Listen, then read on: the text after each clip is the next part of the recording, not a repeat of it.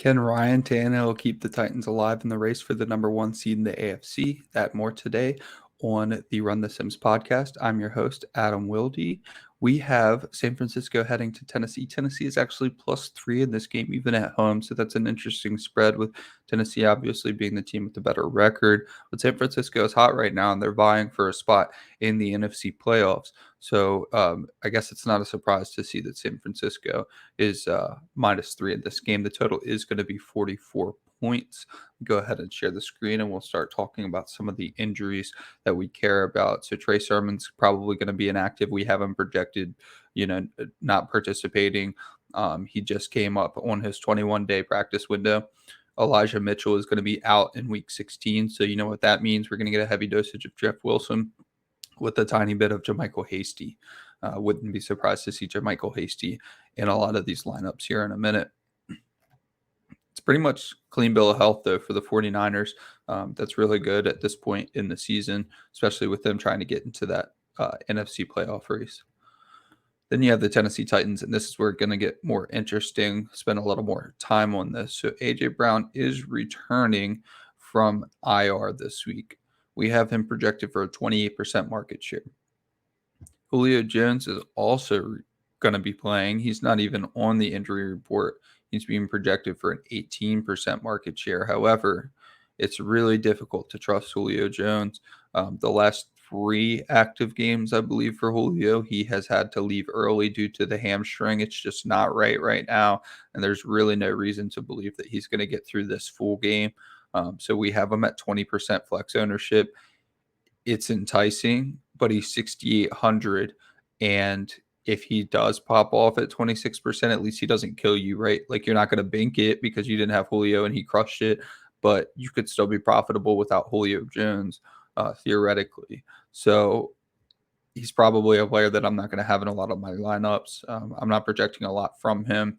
And as a matter of fact, I'm probably, since I don't want him in a lot of my lineups, when I go to run my Sims, I'm probably going to drop his market share significantly and then bump somebody like Nick Westbrook or Chester Rogers, even bump them just a little bit and play that game. So like Chester Rogers is 5%.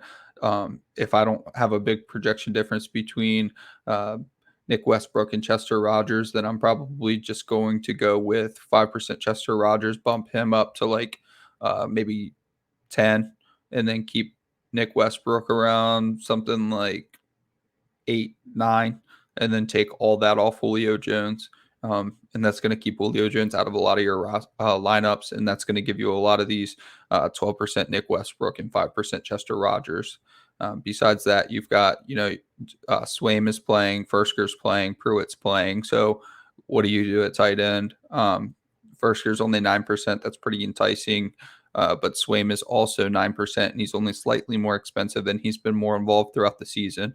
And then, of course, Pruitt's only 800. So I think that Swaim and Fursker might both come in over 9%, to be honest. So Pruitt would be nice leverage off of both of them. Let's head over to our optimal results. We have Jimmy Garappolo appearing in 55% of the flex, 8% at captain. But he's being owned 54% of the time, 7% at captain. So he's slightly higher captain rate for us, but slightly lower flex rate, or actually slightly higher flex rate as well. So he's a fine play. Deebo Samuel flexed at 39%, 18% at captain. That is significantly lower than what his ownership is going to be. So we've seen this with Devontae Adams, and it's paid off in the past where his ownership has gotten so high that you just go ahead and you fade them based on their ownership being ridiculous. Cooper Kupp is a player like, so last night with Cooper, 2 nights ago with Cooper Kupp, in my 20 max, I just played 20 Cooper Kupp captain lineups because I didn't care what his ownership was, because I was that confident that Cooper Kupp was going to be the optimal captain. And of course he was. I don't feel that same way about Deebo Samuel. There's a good chance he's the optimal captain, but I don't think that there's necessarily a 26% chance that he's the optimal captain. So maybe not a full fade of Deebo Samuel, but you don't need to play him as much as the field when they're going to roster him 52% of the time, 26% at captain with a 70% ownership, and we only have him at 58% appearances. That takes us over to Ryan Tannehill. He's going to be 46% in the flex, 9% at captain. George Kittle, 36 in the flex, 13% at captain. This is because George Kittle costs almost as much as Deebo Samuel. So perfect leverage right here. You can save a good bit of ownership if you, 10%. You save 10% off of captain. You save 10% off of the flex if you just switch to George Kittle. They're about the same price. They're about the same projection. So yeah, you can save a little ownership if you go with George Kittle instead of Deebo Samuel. You can, of course, go with both of them together, but you're not going to be unique and you're going to eat up a ton of your salary, and then you're going to have to play Jimmy Garoppolo. So, unless you do 4x2 Deebo Samuel, I guess we'll look at that in a second. Deebo Samuel, George Kittle, and then the rest Titans might be a little unique. We'll have to look at that in a moment.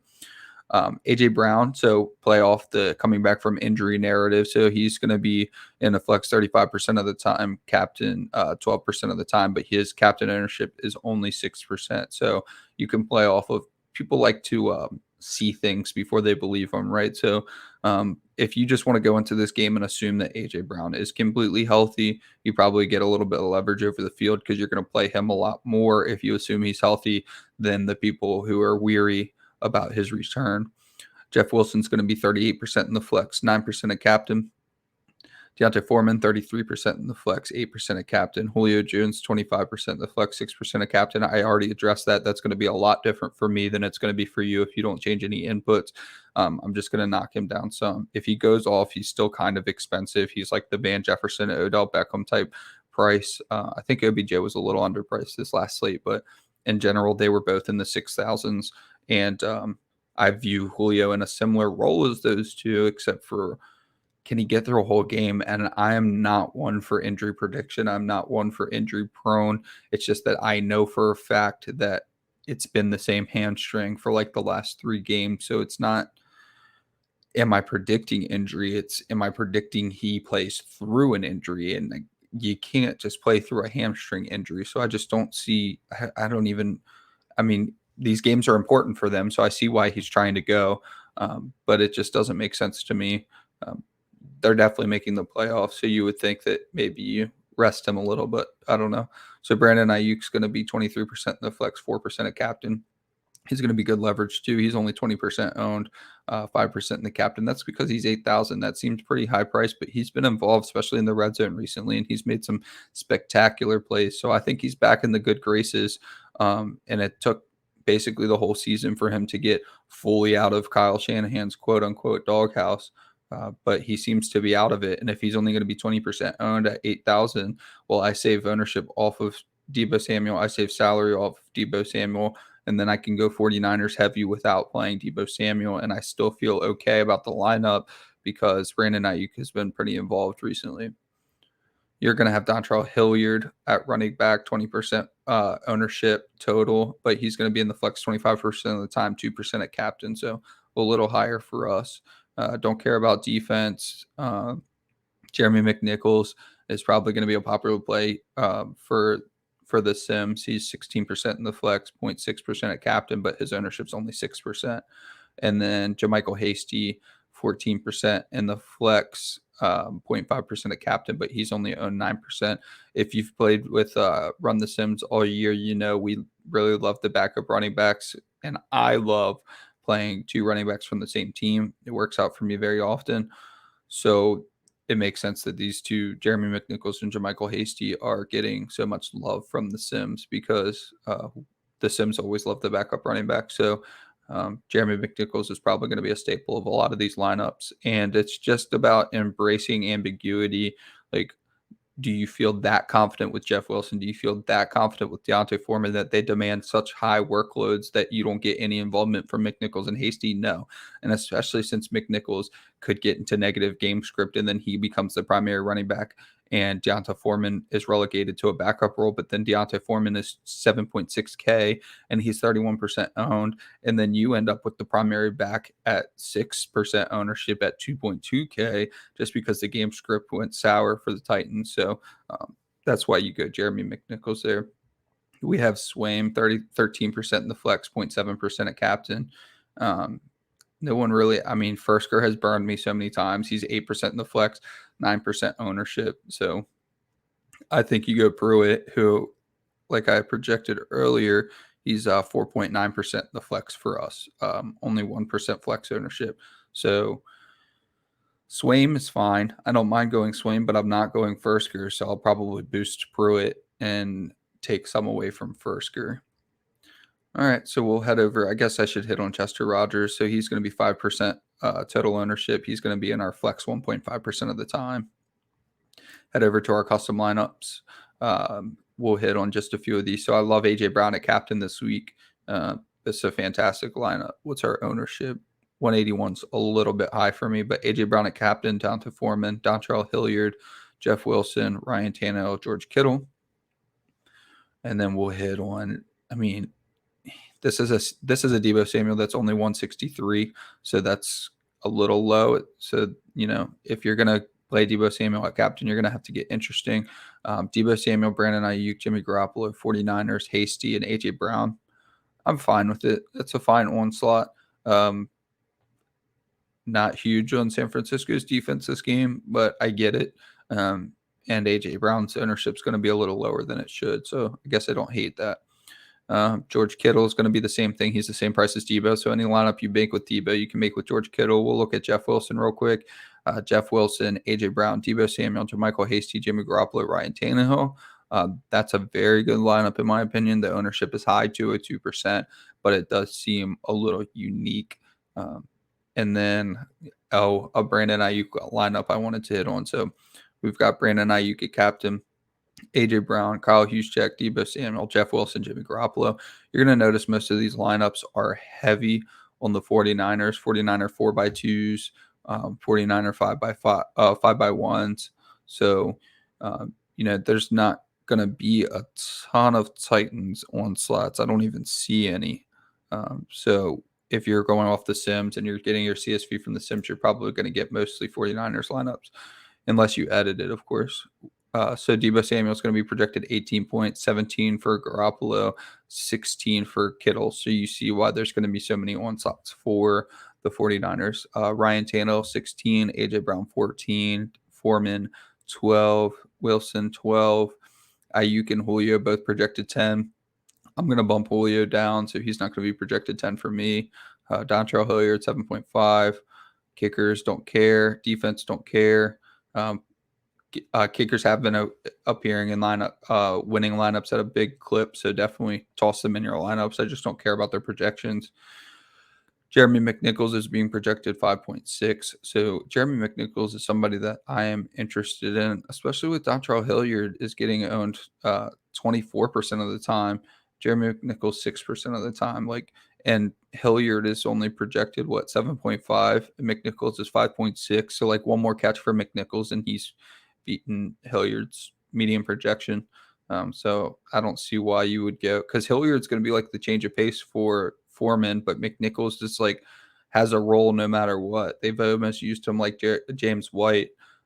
So I don't know. I think Jeremy McNichols has an easier path to being productive in this game than Hilliard does. Hilliard could fall into the end zone and not maybe make me look silly in the box score, but I'd rather rely on Jeremy McNichols, especially if I'm going to play lineups with two running backs from the same team. I would rather play Foreman and McNichols than play Foreman and Hilliard, considering Hilliard's technically likely to vulture from Foreman, whereas Jeremy McNichols is more likely to complement him in the passing game. Unless you want to go Hilliard and McNichols, I guess that makes a little sense to fully fade the ownership on Foreman. That could make a little sense too. Jeff Swaim down here, 5.3. You're getting into the fours now. Juwan Jennings, 4. JaMychal Hasty, 4.7. I don't hate Hasty either. Hasty is half the price of McNichols, and he's pretty much the exact same story. He should get some touches off of Jeff Wilson. Kyle Juszczyk's always an option as well. He's almost never owned, and he'll get a pass or two here and there. Michael Pruitt's being projected for 2.2 points, 800. He's probably the only sub 1K flex that I'm interested in. A lot of people like to play Trent Sherfield. He's only 1% ownership, only projected 1.1 points. I think it's a little thin for this one. Pruitt's probably the one that I'm going to look to if I'm trying to get a 1% punt. All right, let's pull up DraftKings. I think I'm going to stick to the theme of the 49ers onslaughts.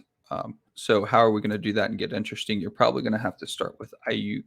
I'll do an Aiyuk captain, and I will do a Garappolo captain to try to get a little bit unique. So Aiyuk at captain, we're going to avoid George Kittle in this one. Go Garappolo.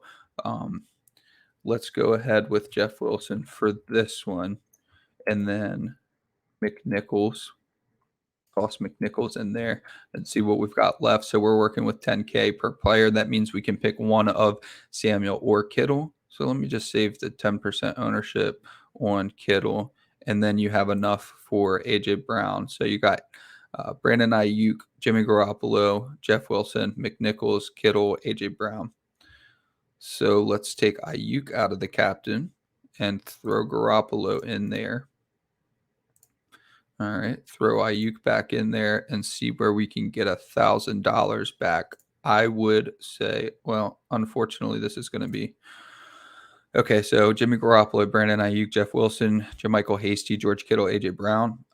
It is a unique lineup, but unfortunately, it leaves $0 in remaining salary. So you're probably going to get duplicated, maybe not too much. But what I'll probably do to fix that is come off Jeff Wilson and see where I can go from there.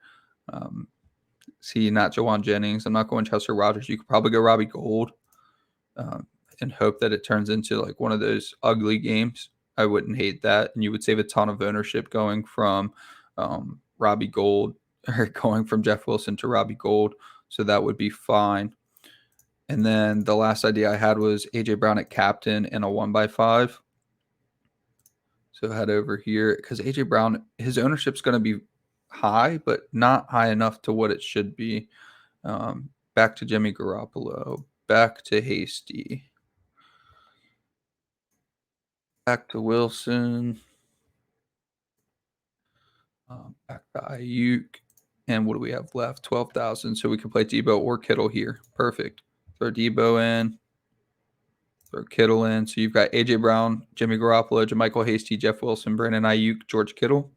And you can easily swap that to AJ Brown, Jimmy Garoppolo, JaMychal Hasty, Jeff Wilson, Brandon Aiyuk, and Deebo Samuel. So that's going to do it for today's Run the Sim podcast. I appreciate you all for coming out, and I will catch y'all next week. Peace.